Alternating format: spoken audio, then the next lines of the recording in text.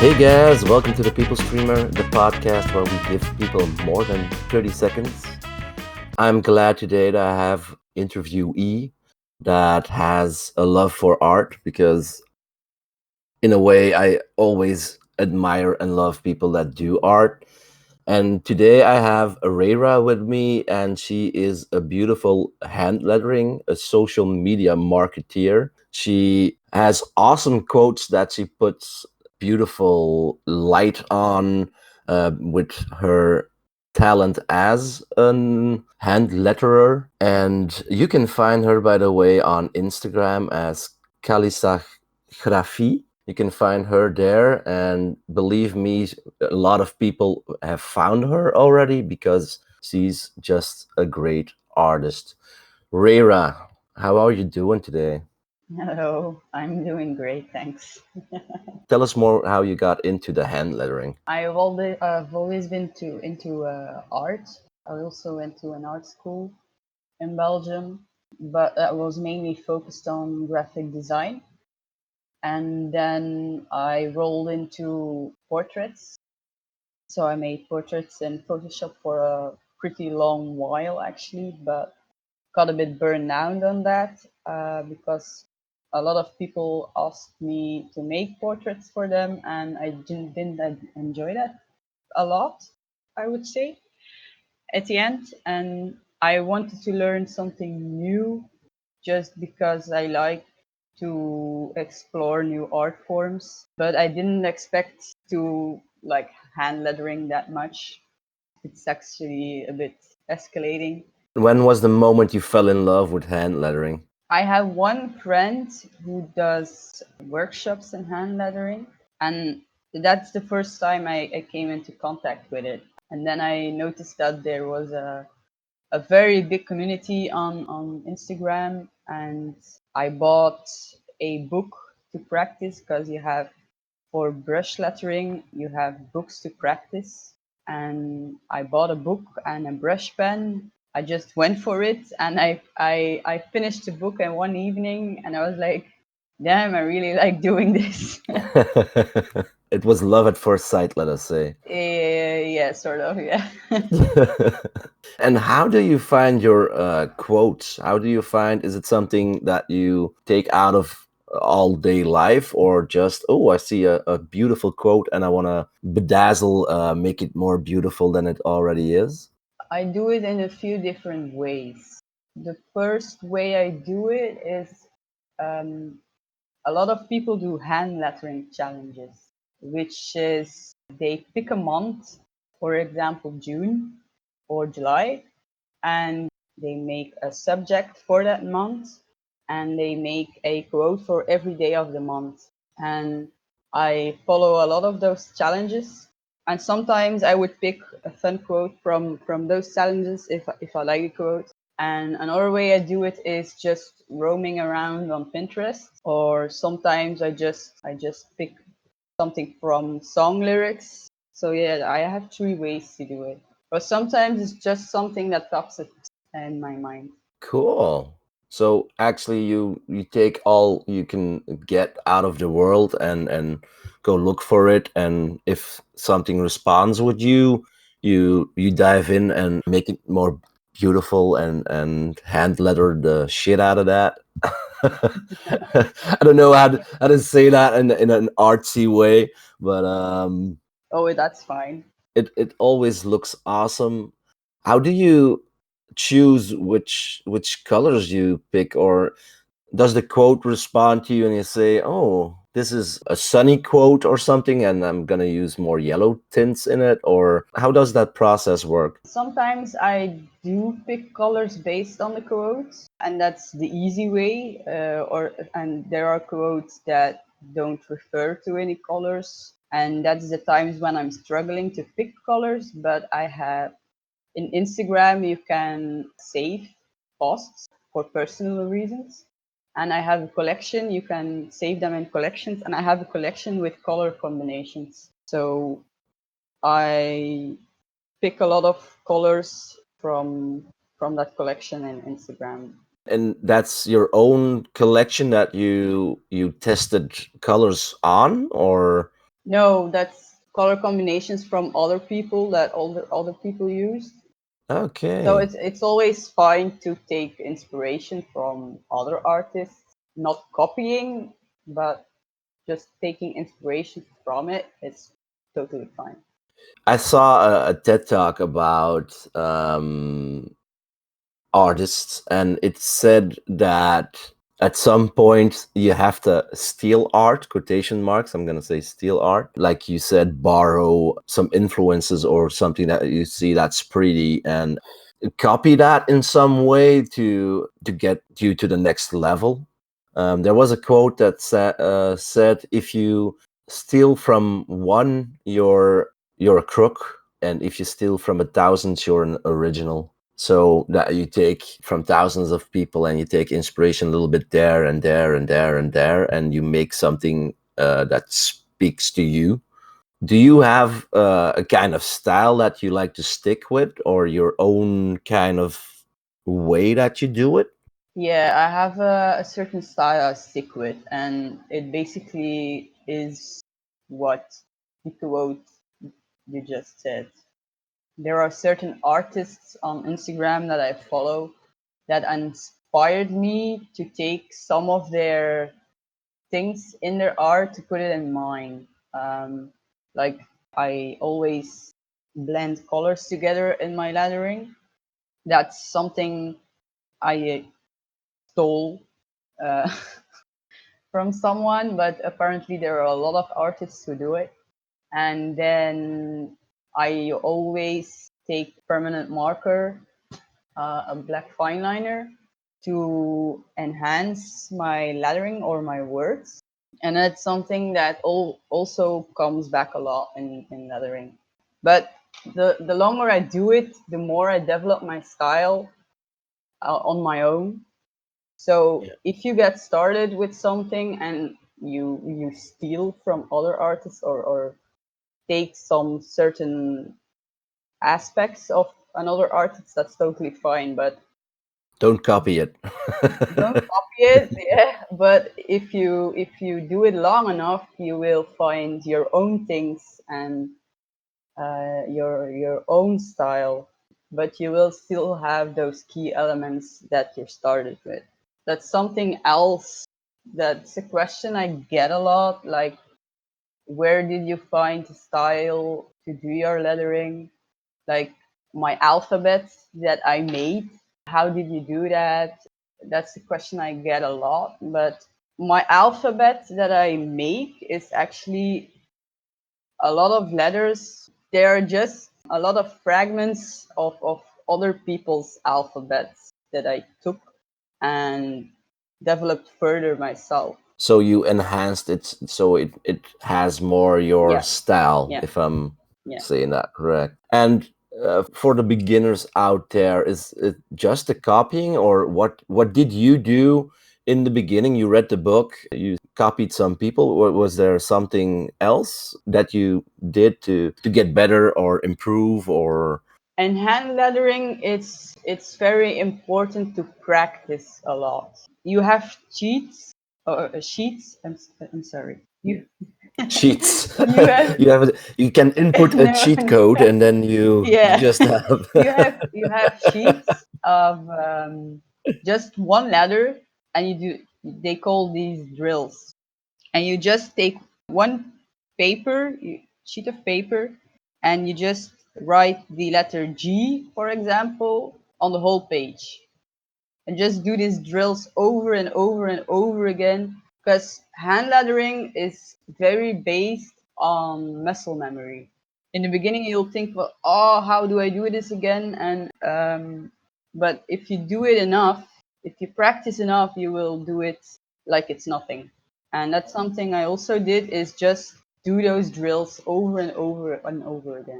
And how do you keep yourself motivated to keep that going? Because a lot of rehearsal also means a lot of time, and a lot of time also means a lot of work. So how do you keep yourself motivated in that aspect? um, I'm not always motivated to do it. I'm gonna be honest. I love honesty. I love Um, it. I had a while where I had a bad moment, like 2 months that I didn't do nothing of hand lettering. I had like 8 weeks I didn't do anything, but the muscle memory is still there, so that's why it's important. Because you practice it over and over. If you quit like for 2 months, you still, when you get back into it, it Yes. flows a little bit No, harder, I think, not but at all. it No, comes. it's No, like riding a not at bike. all. It's I can compare it to riding a bike. Damn, if I don't ride a bike in 2 months, I'm still still bad at it. Well, me as well. I'm very bad at riding a bike. The drills, the things. Do you still do them Yeah, now then? not every day, but I do them. I still do them, but I always do alphabets. If I do drills, I write the alphabet, and I usually do it when I'm watching a stream on Twitch, for example, or watching something on TV. I'm always watching something when I do drills. So to keep your mind occupied while you train your muscle memory, but also just to have a little fun, not only in the drawing, but looking at people, looking at TV. Is that why you do it, or Do what? the drills? No. Do you watch? Is that why you watch Twitch Oh, and TV to entertain yourself more while you do it? yeah, you could say that. I'm just a multitasker. I'm Every woman yeah, is. yeah. Every But woman is. it's just that if I'm not active in chat, it's just because I'm doing drills and because I'm concentrated on that. But I just need something talking or music to keep my head busy when I'm doing those drills. It's really hard to explain, but if it's silent, I can't concentrate. I think if you see a runner and he has his headphones in, that also helps to motivate Mm. the person, so or distract them a little bit. So is it in that same way or Yeah, yeah, not? that's a good comparison. Yeah. So you got a lot of followers on Instagram. How did that growth for you go? Did it go slowly at first, or did you explode at some point, or was it that one work that you did that gave you like millions upon millions of views? I wouldn't say millions. Um, I'm exaggerating a little bit, but It's in periods. Sometimes followers, I get 50 followers in a week or in a day, even sometimes, and sometimes I get nothing in a day from followers. It depends on how active I was on Instagram that day because I'm a social media marketeer and a lot of people want to grow on social media, but what they forget is that it's a social platform. They forget to be social. So if you're not social and active in a certain community of what you're doing with your social media, you're not gonna get followers or any response from anybody. So I tend to be very active in the hand lettering community. I have a lot of friends in that community also. And just if you want to grow on Instagram, for example, and you are in a certain niche, you just have to be active and talking to people, like commenting on their stuff, liking their stuff, and not just liking their stuff once. Just no, like liking their stuff regularly so they notice you. And if they notice you, they will visit your profile for sure. And if they follow you or not depends cool. on how your feed looks. And that's something I tend to be very careful about my feed. I have a bit of OCD if it comes to my feed on Instagram. It has to look very smooth, very repetitive, because if you come on an Instagram and an Instagram profile and the feed is like very chaotic, or to me at least, and the feed is very chaotic, and I'm like, oh no, what is this person doing? Because It says on your website like you have to impress in what, 30 seconds? Was that? Yeah, you It's have to impress it's in the 30 same seconds. for a profile on Instagram.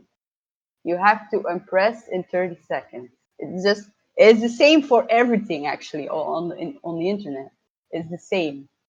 So I tend to make sure that my feed looks good so that people are attracted to it and they scroll through it. And I used to do one video and one picture, but I stopped making videos because I had no fun in that anymore. I had a period where I posted every day, and I posted a video one day, and the day after I made just an artwork. And Yeah. it was at a certain moment it was just too much. Like, I don't have to post every day because I was so focused on the growth of my profile that I posted every day. And I had times when I had to make a video for my profile, and I just didn't feel like making a video. I just wanted to make an artwork, but I couldn't because I had to post a video. I was just restricting myself too much in what I was doing. And did that reflect on your work, on your drawings, and on your videos? Sometimes it did. Not always, but sometimes it did. Um, but I don't think my followers I notice it. I think I'm the only one that notices something like that. That my artwork is less good when I'm thinking of those things. And now I'm more like, yeah, I post whenever I want. I make sure I post at least once a week. That's enough for me. And if it's more, it's more.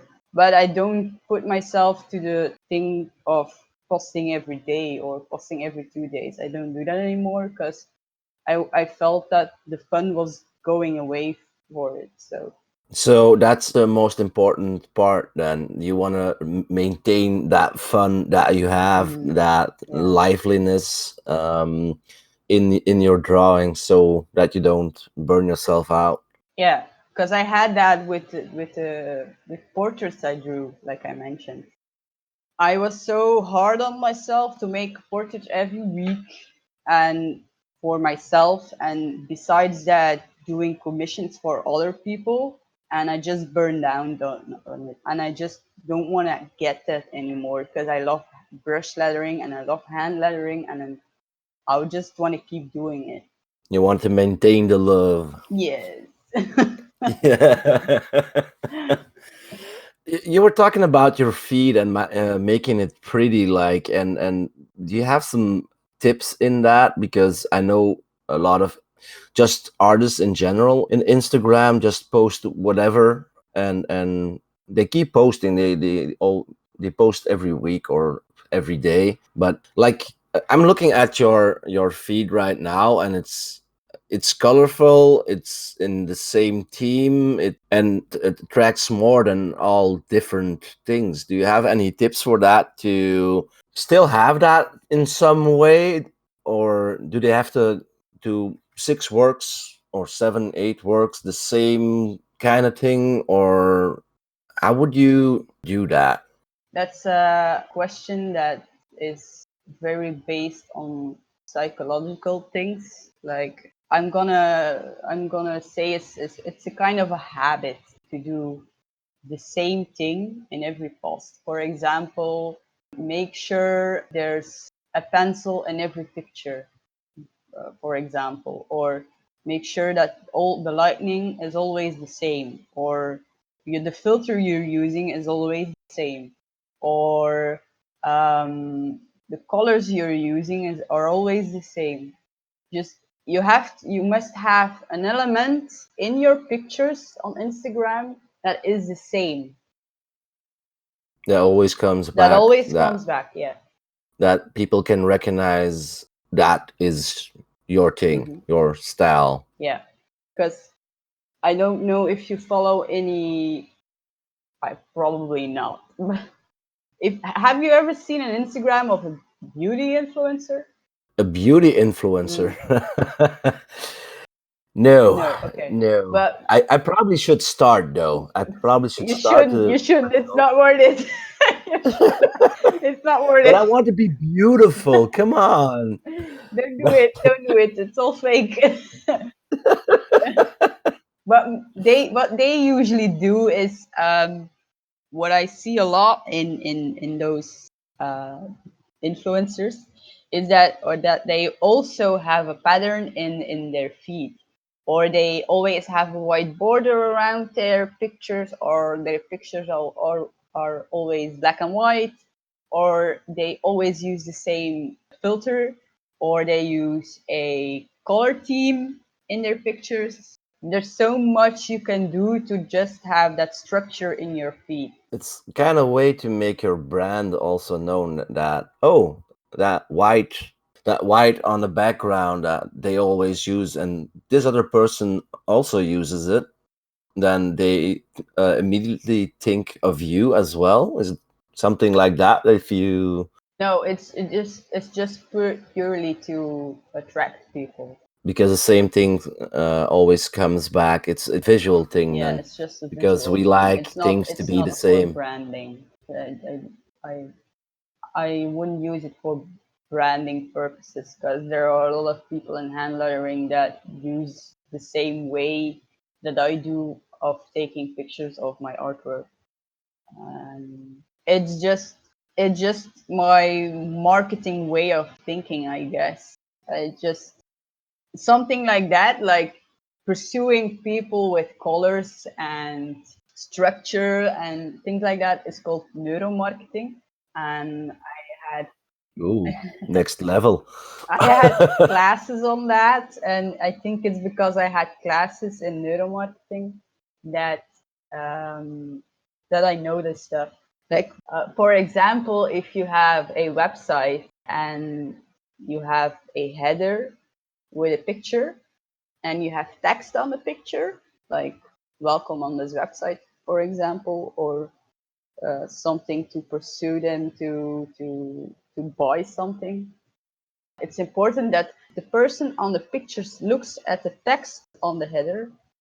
The people will read it faster than if the person doesn't look at the text of the picture. You mean the person on the picture that the text isn't over their eyes or that they are looking at it or People who visit the site will read the text faster, or will look at the text faster, because in our head we always look at the eyes of a person and the direction they are looking at. because the other person is already looking at the text that it's something to be read. Ah, cool. This is really next level stuff.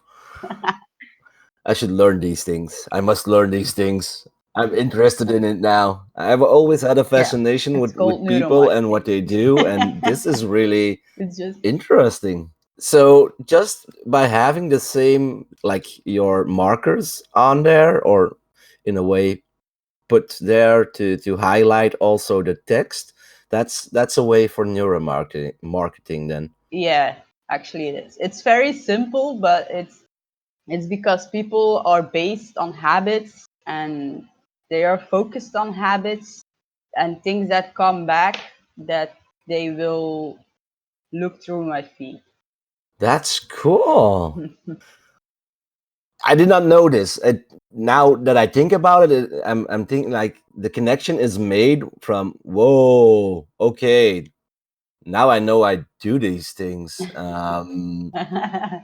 And yeah, it's real fun to hear. Speaking about fun, what was the most fun you had in a project? I once made a few months ago, I made, I think, about 10 works, and I lettered every social media platform that I use. I think, yeah, 10 or 12.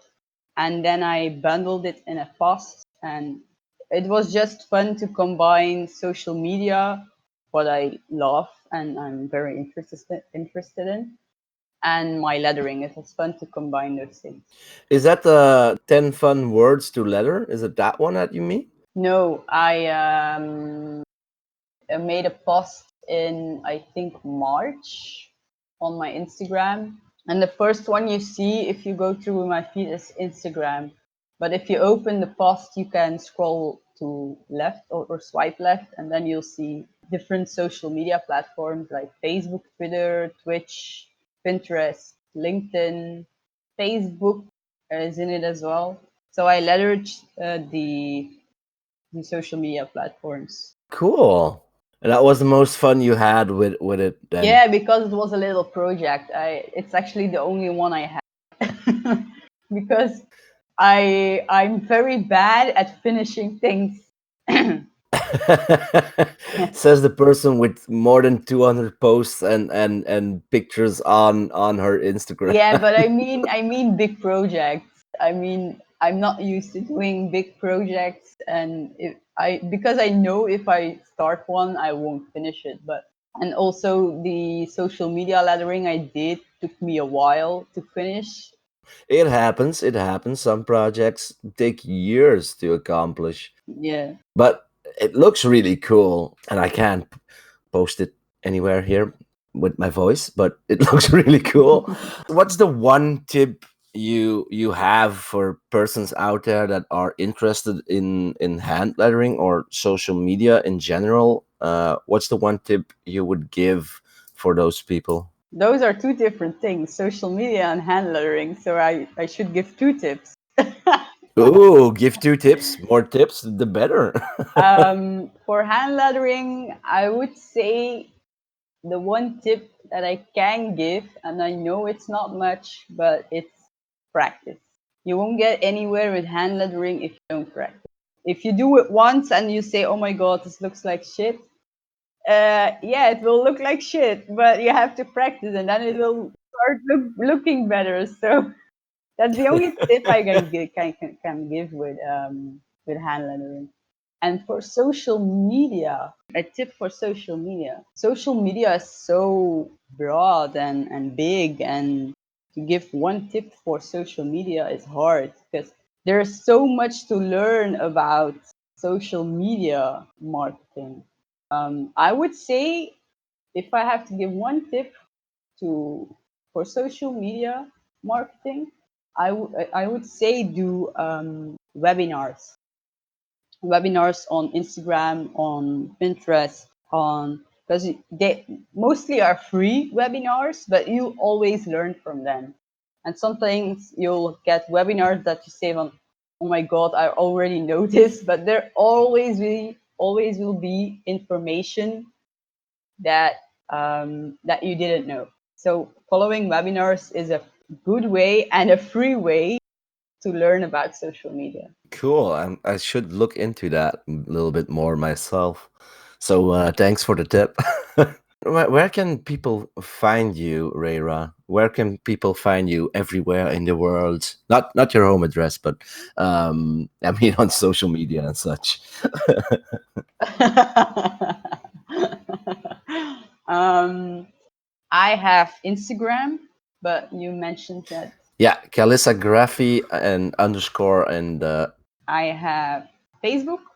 That's just calligraphy without the underscore. You'll find me that way. I have Pinterest. You'll find me on calligraphy as well, without the underscore. And I have a website, calligraphy.com or .com, and that's that's still a about it. lot. So how I gotta ask that question. What? Why the underscore in Instagram? Was it already taken, or It was already taken, yeah. that bastards? We must hunt them down and ask them And nicely the to worst give us the part name. is that that person isn't active anymore on Instagram. They should do something actually about that. I don't know if they doing it, but some things in my mind says, oh, person that isn't active that has to search a new name and that the other one comes free. I think they do it on Twitch now. I'm not completely sure, but I think so. But on the other hand, I have something like you said, you had 2 months break. I think 2 months is too short to do that. But sometimes you need a break, and then you come back, and then your name is gone. I don't know. all those people that you gathered.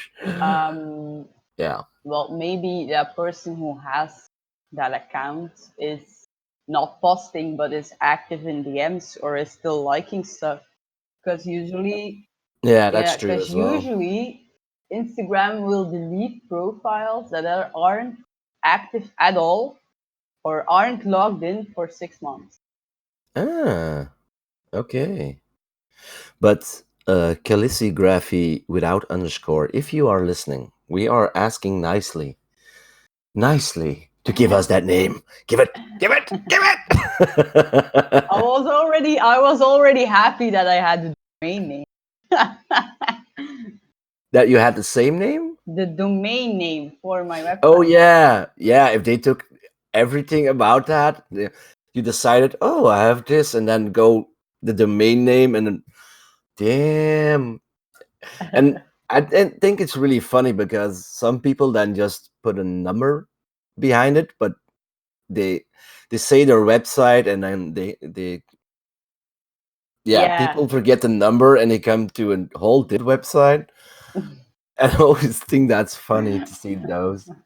I want to thank you again, Reira, for coming on to my podcast. All right. And I love your art, your hand lettering, and your art as well, because I've seen some things before that you did the hand lettering and such, and they were awesome. Thank you. So I want to thank you for coming here and being on this podcast. All right. No problem. Thank you for the interview. Congratulations of making this far. You are freaking awesome. Don't forget to subscribe, and you also can follow me on Instagram and Twitter on The People Streamer. So I'll see you guys there, and I hope you have fun. And until the next time, bye bye, guys.